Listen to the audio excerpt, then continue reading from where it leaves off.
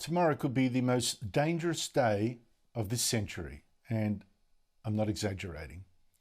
Nancy Pelosi, Speaker of the US House of Representatives, second in line to take over from the President if he dies, has confirmed she will fly tomorrow to Taiwan. Now, Taiwan is an island off China, and it's a democracy. But the Chinese dictatorship say, well, that's actually a renegade province. It's Chinese territory. And yesterday said China's army will act if Pelosi goes there. The Chinese People's Liberation Army will not sit back. In fact, China's been conducting live fire exercises near Taiwan, and on Sunday sent one of its aircraft carriers from the south, apparently towards Taiwan, the island on the top right, just peeking up to the top there. US warships are now poised behind Taiwan to offer protection. Joining me from Taiwan is Will Glasgow, North Asia correspondent of the Australian newspaper.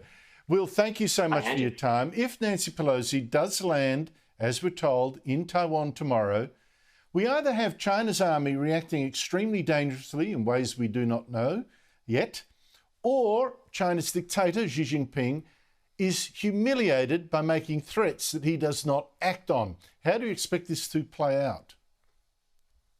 Oh, she's going to arrive. She's already taken off. Her plane's taken off from Malaysia just less than an hour ago.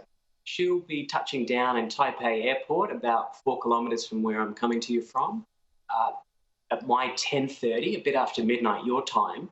She'll be here. As you said, there's been a lot of threats from Beijing. I think it's, to listen to threats from Beijing, from outside of Beijing, they can seem very scary, and there's a lot of war talk. That's one of the Communist Party's playbooks. But I think what's going to happen tomorrow is something that happens in Taiwan all the time, or near Taiwan all the time. I think there'll be People's Liberation Army planes flying near Taiwan's airspace. I think there'll be PLA Navy vessels near Taiwanese waters. I think there'll be more bombastic rhetoric from the Chinese Communist Party. I think there'll be some furious editorials in the Chinese Communist Party's state media. There's already been trade bans that have just been announced on Taiwanese biscuits. That's a real thing. But I don't think it's going to be World War III tomorrow, Andrew. No, I suspect you're right. But the interesting thing here is Xi Jinping said in a phone call to Joe Biden, the US president, those who play with fire will be just burnt by fire, destroyed by fire. Unsure of the exact translation. You've had these comments, the PLA army is going to do something. You had in the Global Times, the Chinese, Communist Chinese Party newspaper, the former editor-in-chief saying the PLA could shoot the plane down.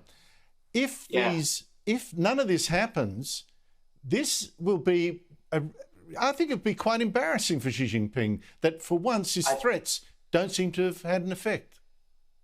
I think it's going to be humiliating. I think when Nancy Pelosi touches down at 10:30, despite all this carrying on, it will expose the weakness and the emptiness of a lot of Chinese rhetoric. I think we're going to see that. One of the tricky things that the Biden administration and, frankly, the rest of the world, including Canberra, Tokyo, Taipei, of course, they have to manage the ego of the Chinese Communist Party and the ego of its supreme leader, Xi Jinping. He's carried on, his organs have carried on with a lot of bluster, trying to stop this trip happening. You mentioned Hu Xixin, the former editor-in-chief of the Global Times. Yeah, he was last week talking about, just casually talking on Twitter, which of course is banned in China, but he uses, talking about the PLA being quite within its right to shoot down the plane, like Nancy Pelosi's plane as it comes in. Well, he's completely crab-walked away from those comments now that the trip's going ahead.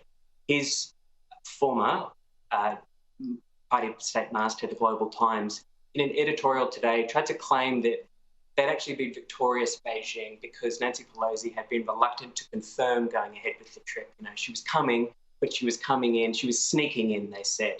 So they're already moderating the rhetoric. They claim everything as a victory. I mean, your audience in Australia knows very well there was huge bombast in Beijing about what would happen to Australia. It would be crushed by the mighty Chinese Communist Party for being out of line with its trade coercion campaign. Well, life goes on in Australia. And Taiwan has experienced that kind of hostile rhetoric more than others. That's not to dismiss this situation here. The threats are real. The threats are made repeatedly. I mean, it is a fact that if it wasn't for the threat of military action, Taiwan would be formally independent. As it is, it's independent in all but name. Life here is, you would think you are in an independent country. I pay tax to the Taiwanese authorities. I have a residence card that's issued by the Taiwanese government. You know, but if you ask people in Taiwan where they're from Taiwan, you know. But that threat of war that Xi Jinping made very clearly to Biden, that you got your translation exactly right. It was in the English language version and the Chinese one. Those who play with fire will get burned. That threat is required by Beijing to try to keep Taiwan within its orbit a bit.